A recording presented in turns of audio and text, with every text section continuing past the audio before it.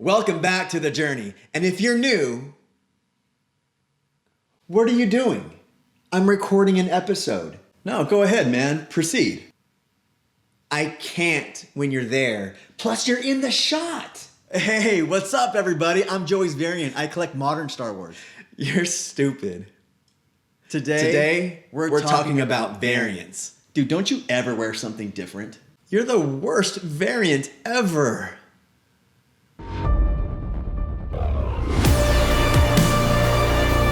Welcome back to The Journey, and if you're new, we're collecting the entire Star Wars Kenner line, starting in 1977 and ending at 1985. So if you need to go back and catch up to where we are now, please do. And just like Variant Joey said, we're gonna take a look at variants, and we're also gonna go on a hunt for a variant of our own. So what makes a variant a variant? I mean, we just went on a big hunt of a variant of our own in the blue and the purple smock Uggy, but that wasn't really a variant. That was more like a color degradation from blue to purple, and it was never produced with intention. So I did a little research about variants, and I discovered that there's two types of variants. And here's the first. When Kenner was given the license from Lucasfilm to do the mass production of all these figures, they not only had to fill the store shelves in North America, but around the world.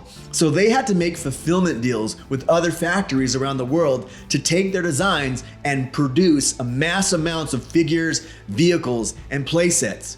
Companies like Lily Ledy in Mexico, Cater and Unitoy in Asia, and Palitoy in the UK, just to name a few. And with all of these different factories pumping out figures, there were slight variations in the way that some of these figures looked. So we aren't really getting intended variants, but localized variants that may have had different access to paints, to cloths, or slight mold differences in their process. But that's just one type of variant. There is another. Yes, Yoda, there is another. And here's the second type of variant, the intended variants. And what's this? Well, sometimes Kenner, in the middle of production runs, wanted to make a change to a figure. And let's take one of the most desired intended variants as an example, the double telescoping variant. Found in all figures with sabers of the first 12 in the first wave of the 1977 figures, these included Vader, Kenobi, and the Luke figures. Their lightsabers came out of a hole in their right arms, like we all know them to, but there was a small plastic filament that extended out further into a double extension. This was too expensive to keep producing for Kenner, so they made an amendment to the design and production process midstream and replaced that with the saber that had the filament attached to the main plastic, ending the double telescoping figure. And thus, that's an intended variant on a figure. And there were others like that. But going back to the first type of variant, the ones that came from different factories, well, how many variants would you actually need to collect to be able to collect every single figure and every single variant ever produced? I mean, the real run is 96, right? But when you add all of the variants that were either produced on a card or in a box, it gets to be in the hundreds, maybe thousands, to really make a true complete set. It actually gets mind-boggling. So just take the farm boy Luke, for example. This character alone is said to have the most variants out of any figure in the entire Kenner line. His hair alone can come in 3 shades of color, from the brown hair, the blonde hair, and the lemon tint hair. Then there is his outfit color, some more cream than others. Then there are slight variations on his mold. Then the double telescoping versions of all these. And when you start adding up all the different combos that you can find these in, it gets to be tens and tens and tens of different variants that you can collect just for one figure. And some collectors do an entire focus on just one figure that can take them an entire lifetime to almost complete. So now that I've gone over what I think are the two camps of variants, one being the factory made variant and 2 being the intended variants, let's have some fun again and do a top 10 list of the most famous variants. Number 10, the Red Bar R5D4. Collectors go crazy for this, and for me not to mention it in this top 10 list, I would get hate mail. But the small variation in this little guy is the small red bar found to the right of his front interface. And this one is highly desired among collectors. Number 9, the Bosk with his toxic limbs. Now there are different shades of Bosk, such as the orange Bosk, but his toxic limb version makes this one stand out. And people do focuses on Bosk, and this one is a crown jewel in many collectors' focuses. Number 8, the Jawa. Now we already mentioned the vinyl cape Jawa as being our grail, and then there's the more mass-produced cloth cape Jawa. But there is also a third version of the cloth cape made from Lily Letty that has a removable hood. Number 7, the many versions of the Stormtrooper.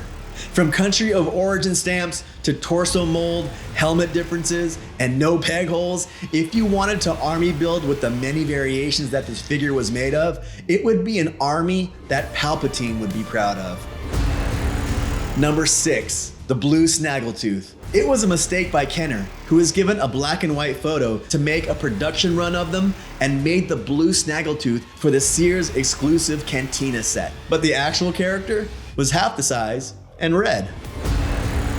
Number 5, the Hollow Tusk Sand People. This is another well sought out variant, and like the name says, some of the tusks on the face were hollow, while others were solid. Number 4, Yoda. Now the two main variants for Yoda are with the brown snake and the darker skin, and the Yoda with the orange snake and the lighter skin. But when you count how many different variations there are in this figure alone, with eyes, canes, coats, and more skin color variations, then you could go down another collecting rabbit hole that can last a lifetime longer than this 900-year-old Jedi. Number 3, the many versions of the Leia Bespin. Now, we just picked up this figure a few episodes ago, and if you're trying to collect them all, you'll be going down a journey that may last a lifetime. As this one, like the Farm Boy Luke, has variations in her hair color, paint variation, cape variations, and feature variations.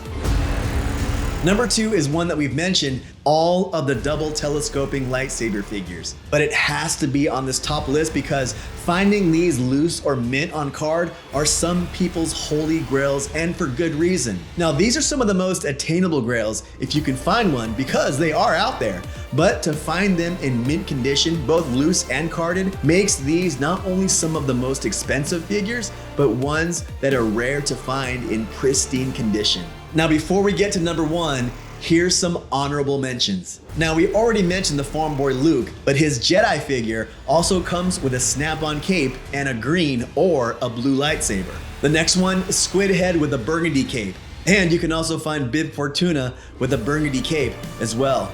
And then there's the classic white or the gray hair Obi-Wan Kenobi. And then there's the smiling and non-smiling Lando. Okay, those are special mentions. But the number 1 variant, and I think that some of you seasoned collectors know what I'm gonna say. And if you've been watching my episodes, then you know that this one is the most expensive Star Wars figure out there. Number 1 is Boba Fett. Now there's the famous rocket firing Boba Fett with the L or the J mechanisms, but there's also the more attainable tri-logo Boba Fett. So let me know what your favorite variant is, and if I left yours off, which I'm pretty sure, as there are many variants. I mean, there's so many variants that I couldn't possibly fit it into my show. I mean, maybe I could do a series on it. So, which variant do we want to get? And it's a variant that I did not mention on that list. Well, I want to get a variant that I can pair with something in that case. So, because we have the big head Han, I want to go on a search for the small head Han.